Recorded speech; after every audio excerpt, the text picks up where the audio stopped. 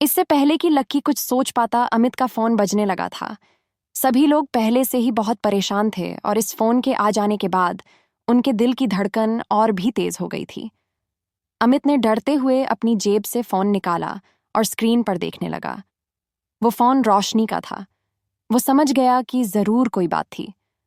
उसने अपने दोस्तों को देखा और फिर रोशनी का फोन उठा लिया।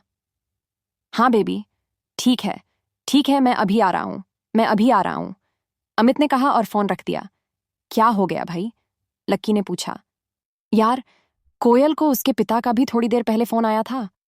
वो कह रहे थे कि भले ही गलती मोहित ने की थी, लेकिन फिर भी कोयल को उसके सामने झुकना पड़ेगा। सामने वाले ने लक्की यह शर्त रखी है कि वो इस मामले को तभी रफा दफा करेंगे जब कोयल एक रात के लिए मोहित के साथ छी। यार, अमित को आगे की बात कहने में भी शर्म महसूस हो रही थी। लक्की ने सोचा भी नहीं था कि मोहित इस हद तक नीचे गिर जाएगा। लक्की ने अपना सिर पकड़ रखा था। आगे अमित ने कहा, मैं पहले से ही मोहित के बाप क्रांति रायजादा को जानता हूं। जो भी उससे उलझने की कोशिश करता है ना, वो उसे इतनी आसानी से नहीं छोड़ता है। उसके ऊपर ना जाने कितने सारे मर्डर के चार्जेस लगे हुए हैं, पर फिर भी वो आराम से बाहर घूम रहा है। सोचो, अगर मुझे पता होता ना कि वो क्रांति रायजादा का बेटा है मोहित, तो हम पूरे मामले को अलग तरह से डील कर सकते थे। अच्छा, कोयल अगर मना कर दे तो? लक्की ने पूछा। वो मना नहीं कर सकती है भाई। अगर उसने मना कर दिया ना, तो उसके पापा की कंपनी रातों रात बिक जाएगी और उसका पूरा परिवार सड़क पर आ जाएगा। भाई सोच, अमित ने कहा। पर ये तो कोई बात नहीं हुई। सिर्फ इसलिए कि कोयल एक लड़की है, उसे इतना कुछ फेस करना पड़ेगा। उसके पापा ने बोलने से पहले एक बार भी सोचा नहीं। कोई बाप अपनी बेटी के साथ ऐसा कैसे कर सकता है यार? लक्की ने कहा। अरे यार, ये बड़े लोग होते ही ऐसे हैं। इन्हें अपनी फैमिली से ज्यादा ना अपने बिजनेस प्यारा होता है, और वो दोनों बाप बेटे एक नंबर के बदमाश हैं। कल देखा नहीं था कि वो कैसे घूर कर देख रहा था। कोई उनका कुछ नहीं बिगाड़ सकता है यार। गर्वित ने दीवार पर मुक्का मारते हुए कहा। इस वक्त किसी को भी ये बात समझ नहीं आ रही थी कि आखिर करना क्या था। बस सब लोगों को इस वक्त कोयल की चिंता सता रही थी। लक्की ने देखा कि दिशा, मानसी और रोशनी कोयल को उसके पलंग पर घेर कर बैठे हुए थे। कोयल अपने घुटनों को मोड़कर सहमी सी पलंग के कोने पर अपनी पीठ टिकाए बैठी हुई थी। लक्की ने देखा कि उसकी आंखों में आज रात की कल्पना का डर साफ नजर आ रहा था। उसके गाल पर पहले से ही आंसुओं की लकीरें खींची हुई थीं, पर उसके आंसू थे कि थमने का नाम नहीं ले रहे थे। कैसी है कोयल अब? अमित ने अंदर दाखिल होते ही रोशनी से पूछा। रोशनी, अमित और बाकी सब लोग भी उन दोनों के साथ दरवाजे के पास चले गए। फिर रोशनी ने एक बार और कोयल को देखा। वो परेशान सी पलंग पर बैठी हुई थी। उसके बाद रोशनी ने अमित को देखा और फुसफुसाकर बोला, कोयल के पिता ने कोयल की गलती ना होने के बाद भी उसे बहुत डांटा और खूब सुनाया है। वो पिछले 3 घंटे से बैठकर रो रही है, फिर भी उसके पिता यही चाहते हैं कि वो आज रात मोहित के साथ बिताए। रोशनी के मुंह से ये बात सुनते ही गर्वित को गुस्सा आ गया और उसने अमित से गुस्से से कहा कि ये किस तरह का बाप है यार। यार, मुझे लगता है कि यार उसके पिताजी भी किसी मजबूरी में फंस गए हैं। कंपनी उनकी अकेले की नहीं है, बल्कि उसके 7-8 पार्टनर्स हैं, और वो सब उसके बाप को धमकी दे रहे हैं कि अगर उसके पापा ने कोयल को नहीं भेजा तो वो उन्हें और उनकी बेटी को जान से मार देंगे।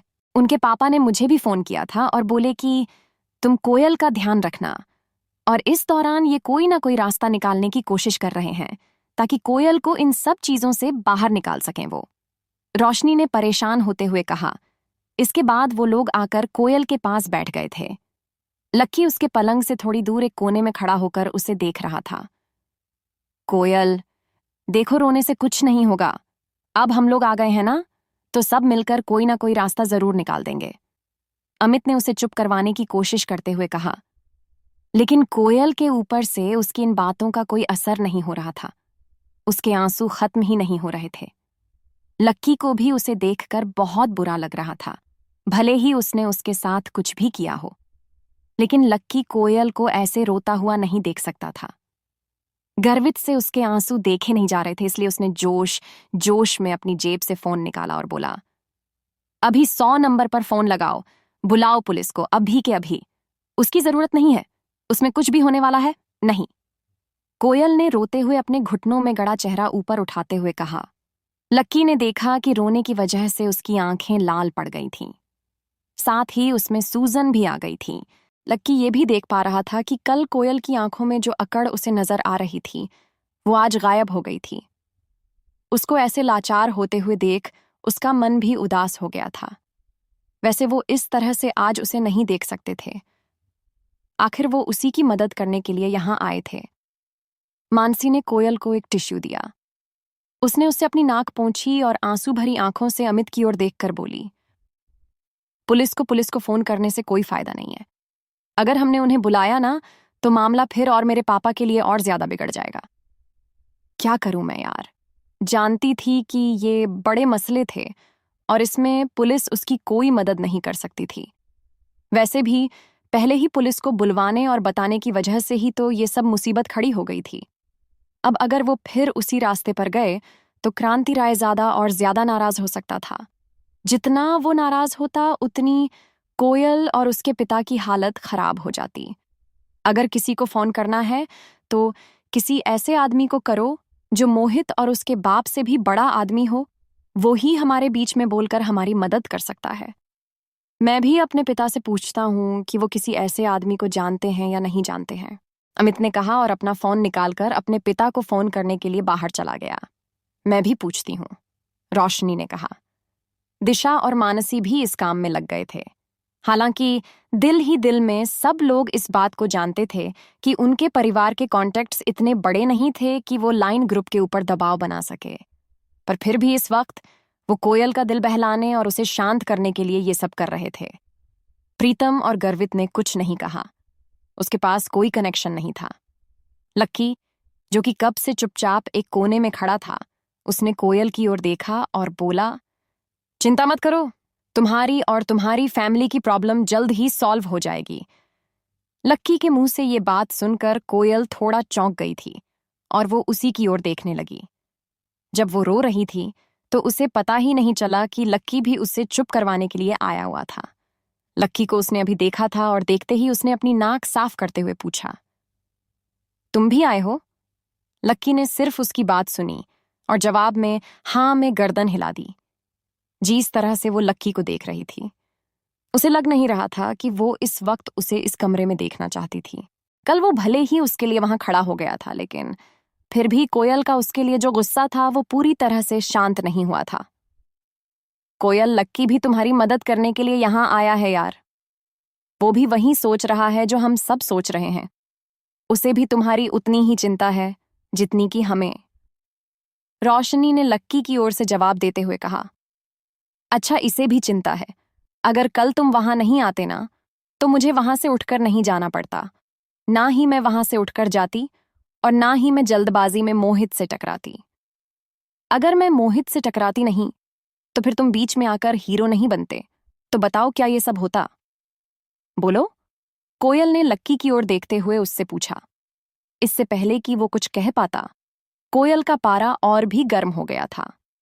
ऐसा लग रहा था कि वो इधर उधर का सारा गुस्सा लक्की पर ही निकालने की फिराक में थी और इसलिए अगले ही पल वो अपने पलंग पर से खड़ी हुई और लक्की की ओर चिल्लाते हुए बोली, निकलो, अभी के अभी मेरे कमरे से बाहर निकलो, निकलो अभी। कोयल, ये तुम्हें क्या हो गया है? ये तो बेचारा तुम्हारी मदद करने के लिए यहां आया हुआ है और तुम उसी के ऊपर बरस रही हो।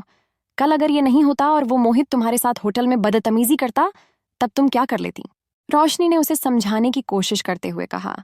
उसे समझ ही नहीं आ रहा था कि आखिर वो अपने गुस्से का शिकार लक्की को क्यों बना रही थी। जब रोशनी और कोयल के बीच ये सब बातें चल रही थीं, तब भी लक्की बिल्कुल चुपचाप खड़ा था। आज फिर उसकी वजह से उन दोनों के बीच में झगड़ा हो रहा था, इसलिए वो चुपचाप दरवाजे की ओर बढ़ने लगा। अरे अरे रुको लक्की, तुम्हें जाने की जरूरत नहीं है। वो तो कोयल को बस थोड़ा सा गुस्सा आ रहा है, वरना वो कोई बात नहीं है यार। और वैसे भी तुम समझ सकते हो ना कि आज उसकी हालत कैसी है, लेकिन उसके चक्कर में तुम अपना मूड मत खराब करो प्लीज, अमित ने लक्की को एक कोने में ले जाकर समझाते हुए कहा। नहीं नहीं, ऐसी कोई बात नहीं है। मैं समझ सकता हूं यार कि कोयल अभी थोड़ी परेशान है। मैं उसे और परेशान नहीं करना चाहता। तुम उसे जाकर कह दो कि चिंता करने की कोई बात नहीं है, अभी थोड़ी ही देर के अंदर सब कुछ ठीक हो जाएगा, लक्की ने कहा और अमित के कंधे पर अपना हाथ रखकर वो दरवाजे के बाहर निकल गया।